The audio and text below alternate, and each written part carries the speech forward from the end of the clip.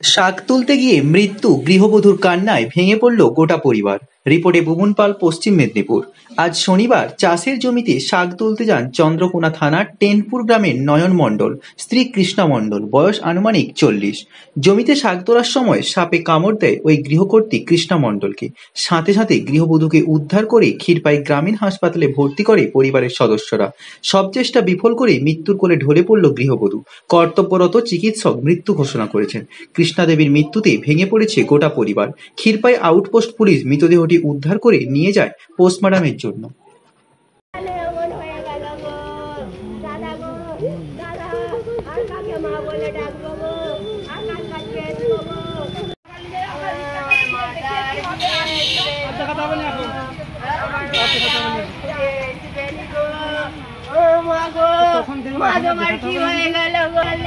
তুমি তো বাবাকে ভালো করেছিলে, মাটাকে কেন পারলেনি ভালো করতে গো?